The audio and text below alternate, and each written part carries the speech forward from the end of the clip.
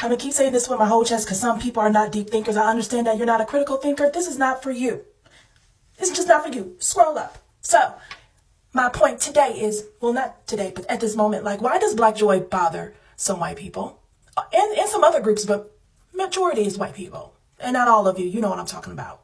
You ever notice how the group of Black folks, like they come together laughing, dancing, and just vibing, and suddenly it's labeled as too loud, too ghetto, or too much? Jealousy. Jealousy. You know why? Because they couldn't strip that away. And it's surviving. But let's be real. It's not about the volume that's the problem. It's the vibrations. It's the freedom. It's the fact that we can still find joy after centuries of trying to be stripped of who we are. We still make something out of nothing. You understand? See, Black joy is like disruptive in certain people. It challenges.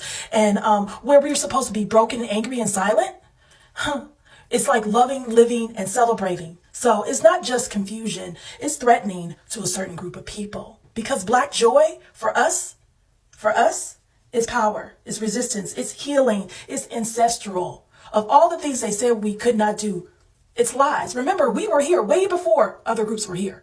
And now our happiness is not a performance. It's reclaiming who we said we always were. So the next time somebody looks uncomfortable with your Black joy, remember that you're not the problem. They're just uncomfortable and can't believe that after all this time, we are still celebrating who we are and who we are meant to be and who we are growing to be. So tell me, have you ever felt like your joy made somebody else uncomfortable? Let's talk about it, y'all. To me, I don't give a flying fuck who feels uncomfortable. This is my life, my body, and if you feel uncomfortable, move the fuck away. Right?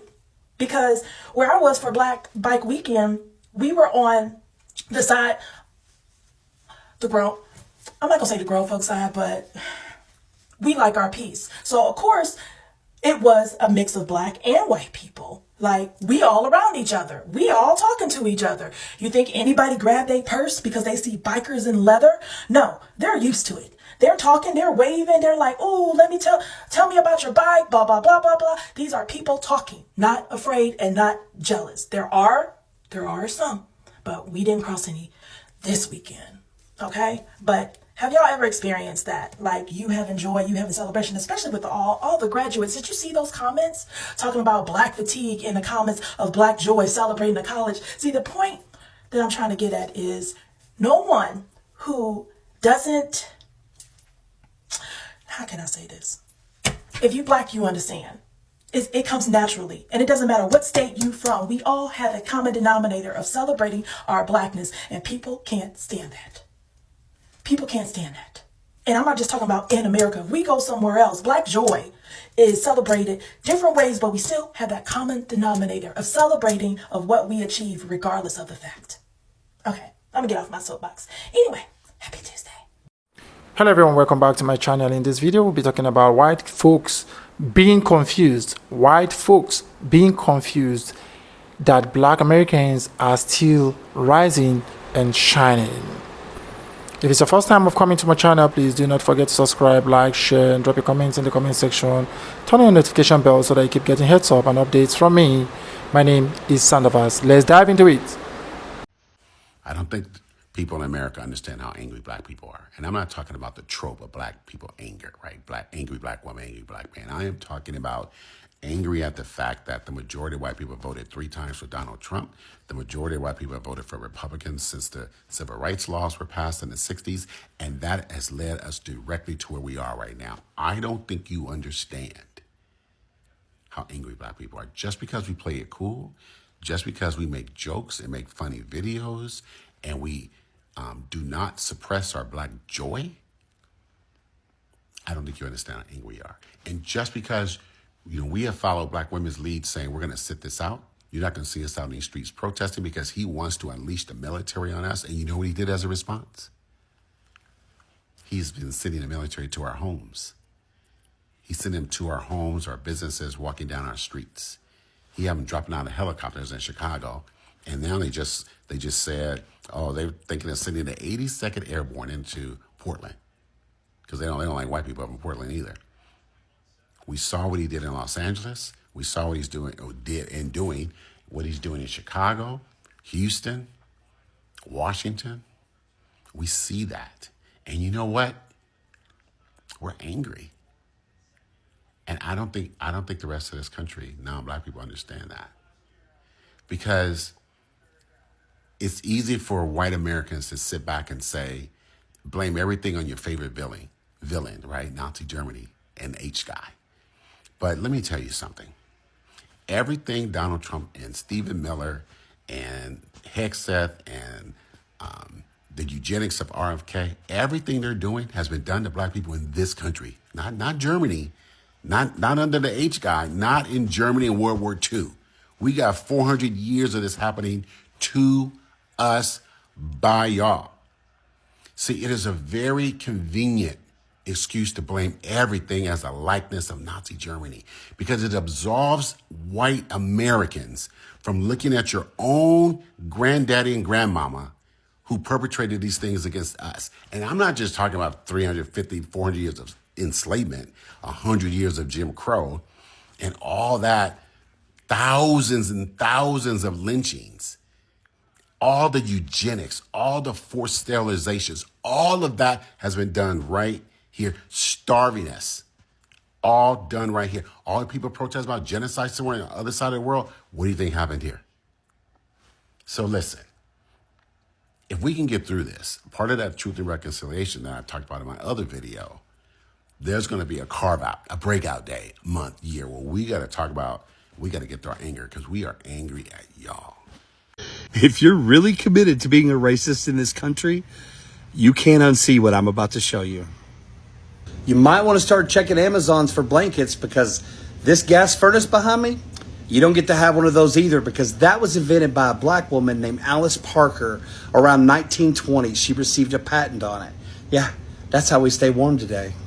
I mean, if you love potato chips, they got to go because a man named George Crumb, a chef in New York, had sent French fries out with a meal and a customer complained. So what did Mr. Crumb do? He sliced potatoes so thin, fried them up, dumped a bunch of salt on them, and sent them out. And that is the American delight of potato chips. They got to go. Here in the bathroom, Lotta Newman patented the first hairbrush with synthetic bristles in 1898. And she's just the third black American woman to ever receive a patent. Now, I know this isn't going to affect those skinheads very much. In 1892, George Sampson of Dayton, Ohio, received patent number 476,416 for what is the forerunner of the modern dryer we use today. It's going to suck drying your clothes outside. In the late 1880s, Samuel Scotron of Pennsylvania patented the curtain rod. Ooh, let's go piss off some white girls. It's going to be really hard to plan racist rallies without a color monitor. Invented by Mark Dean, an engineer at IBM, he is also on 3 of the original 9 patents of the IBM PC that came out in 1981. Did you know in 1897, Albert Crowell in Pittsburgh, Pennsylvania, developed the mechanized ice cream scoop? You know, the click that separates the ice cream from the spoon, changing the way ice cream is served. And if you're racist and an ice cream lover, it's going to get worse. I told you it's going to get worse. Augustus Jackson, the father of ice cream, pioneered many of the methods we have today to enjoy ice cream, including the way we salt it. Another thing about being a racist, you're going to have to give up the freezer and frozen foods because Frederick McKinley Jones of Ohio, who was orphaned at 9 years old with a 6th grade education, a young biracial boy, grew up to invent Thermo King, which is the reason why we have frozen foods that are shipped and stored in stores and our homes. You got to give up ice cream and frozen pieces? So if you still want to be a racist, there are some things you're going to need to purge from your life. If you would, just put it out on the curb. I'll send some trucks around to pick it up, and we'll go give it to real Americans who really need it. Have a great day. Why do white people resent black excellence? Let's talk about it. Not all white people are racist, obviously, but there is a specific subset for whom Black excellence seems like a personal affront to them, right? It really bothers them when Black people succeed. The 13th Amendment emancipated enslaved Black Americans in 1865, and then the Jim Crow laws kind of wrapped up with the passing of the Civil Rights Act in 1964. So if we do the math, that's about 61 years in which Black Americans were able to strive for success in any sort of meaningful way without like the constraints of the law pulling them down. 61 years. If we compare that to white Americans who besieged a land already owned and occupied by indigenous Americans, we'll put that around 1620 when, the Mayflower came here, then that gives them about 425 years to establish success in this country. 425 versus 61. If we compare those two fundamentally very different time spans, like, how much did white Americans actually do in all that time? If we are to compare even the poorest and most underprivileged of white America to Black America generally, it is clear that white Americans are born way past the start line, right? By that I mean, by like nature of being white in American society, you do benefit from all sorts of privileges. And like, to be frank, you're not exhausted by the horrible experience of facing racism on a daily basis, right? You do have a ton of privileges. So I imagine existing in this bubble of privilege that you like totally deny. The existence of Black people for whom success is like second nature, when it comes so easily and so readily, even though you've only had 61 years to achieve it, I imagine that's exhausting and frustrating. I imagine it makes people feel super, super inferior and hurts certain people's tiny, tiny little egos. And what do they blame that deep, deep psychic pain on? Well, of course, DEI and critical race theory and affirmative action. So I guess the question is, what might help those white Americans who just so strongly detest Black excellence? Like, what will help you? And for that, I would suggest like a lot of therapy, like a ton of therapy. And I would also just suggest that we open the schools, right? We teach people history. Yeah, maybe? Okay, bye. As white people, is our deepest fear that we are inadequate? Or is our deepest fear that Black excellence is powerful beyond measure? It is their light, not their darkness, that most frightens us. We ask ourselves, who are they to be brilliant, gorgeous, talented, fabulous? Actually, who are they not to be? Look honestly, and you will see how they demonstrate love as a reflection of our unwarranted hate. Our playing God does not serve the world. There is nothing enlightened about positioning ourselves and controlling the narrative so that Black and brown folks feel insecure around us. We are all meant to shine as children do. We were born to manifest the glory of the Spirit that is within us. And it's not just in some of us, it's in all of us, no matter what your skin tone is. And as we let our own light shine, by atoning for and repairing the harm of our ways, as we learn to serve and see the true greatness of Aboriginal and Indigenous cultures and human beings around us, we unconsciously give white people around the planet the permission to do the same. As we are liberated from our own fears, our presence automatically liberates others. From this point, we can build a new world that is connected to the planet and each other. Together, humanity is achievable. They're saying that minorities will want to get even with white people once white people become a racial minority here in the United States. Here's the thing that white people don't understand. All non-white people want is to be left alone. So as the white population starts to go down and other populations start to rise, again, non-white communities want to be left alone. It's not about retribution. It's not about vengeance. All of that would have happened a long time ago. It's about leave me alone and let me live my life. But white people have this great fear of what not being in power will mean for them. And who are they? Who am I as a white person if I am not in power, if I am not the oppressor, if I am not the one making all of the rules, and having everyone do things my way? That's the fear. The whites don't even see you as American. They see you as second-class citizen from Africa. This is why they call you African American. The difference between black Americans and Africans is we don't give a fuck about what white people see us as or what white people think. We do not care. We don't worship whiteness. Not in 2025. When they threatened us with segregation, majority of us said, bring it on.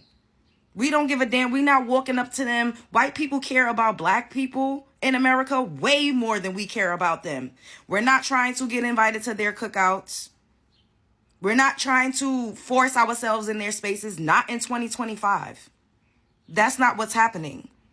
White people are constantly minding our business and coming up to us and asking us questions and wanting to be included and wanting to be invited and wanting to know what we got going on. Have you ever seen Karen videos? White women, they be obsessed.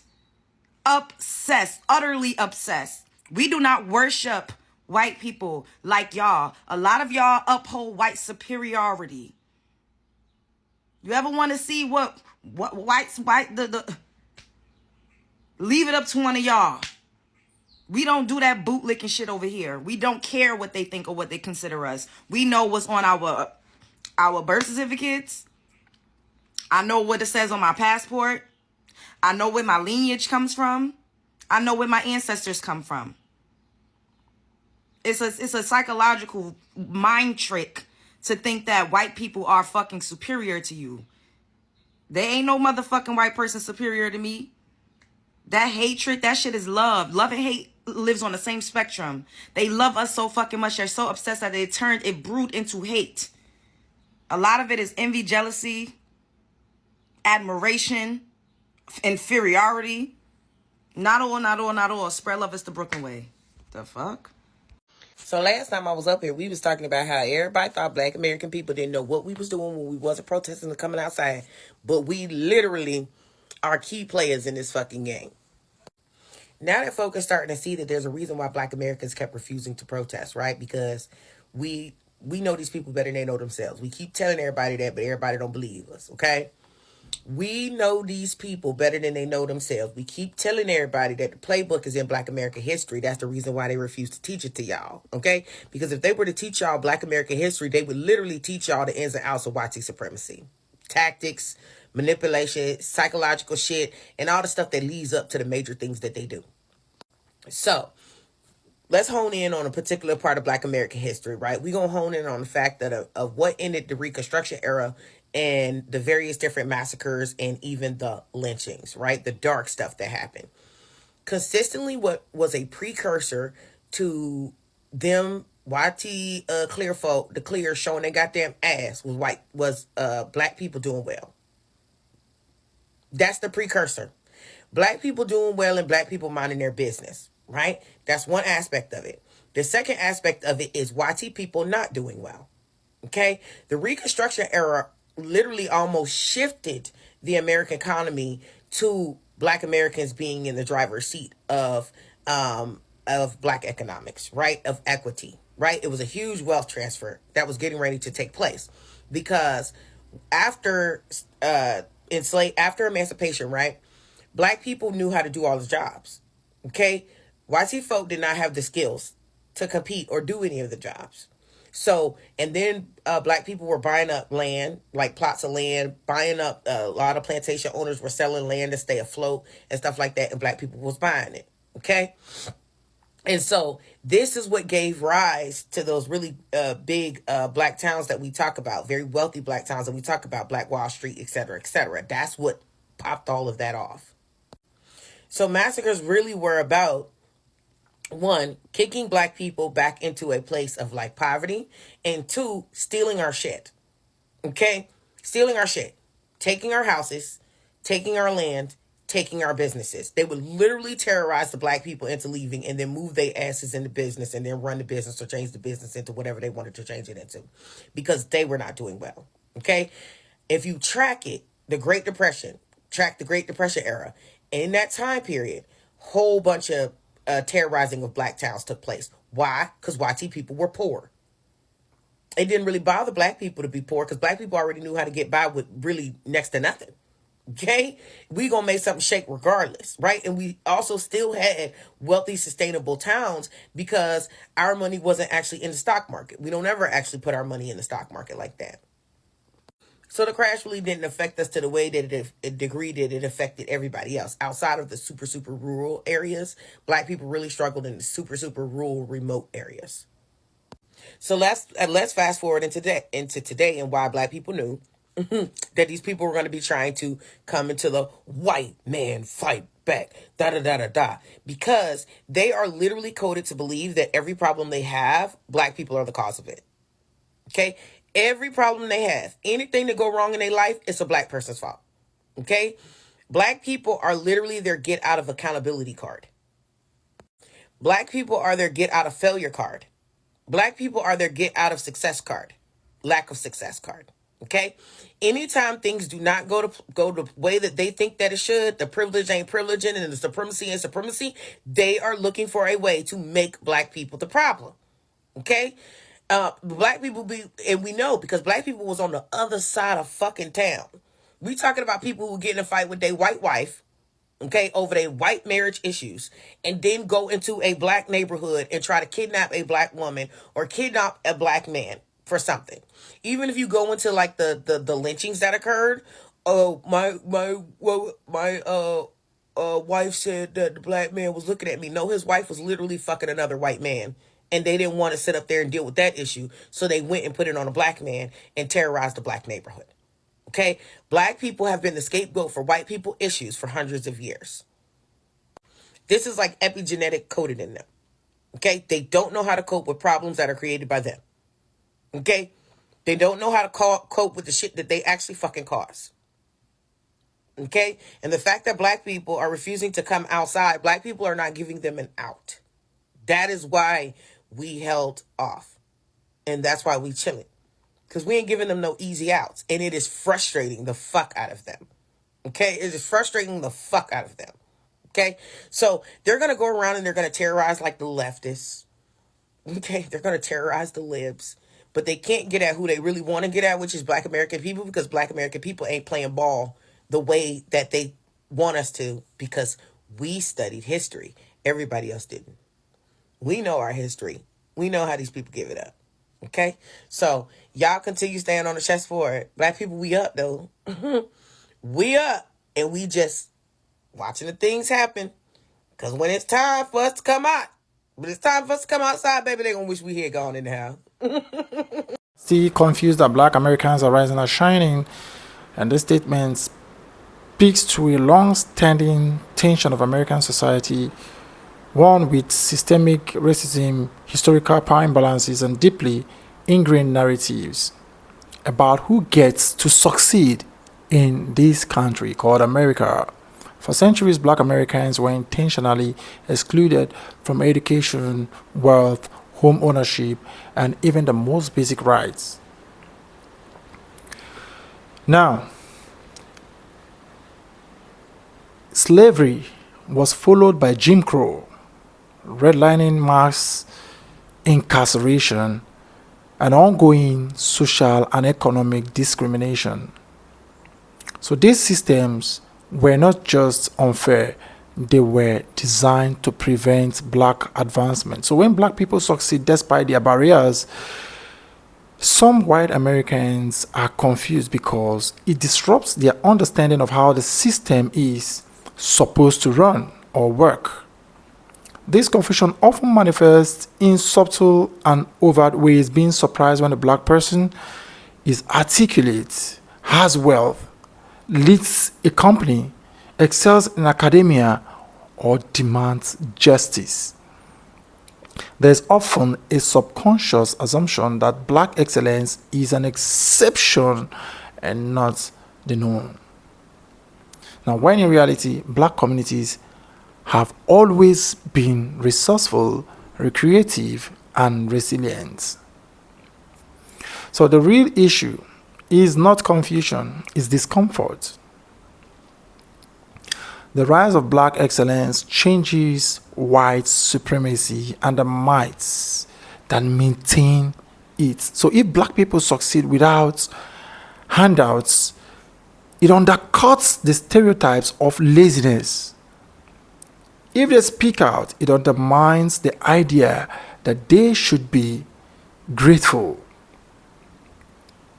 If the blacks shine in areas like businesses, to entertainment, to tech, to politics, it demands a re-evaluation of who holds power.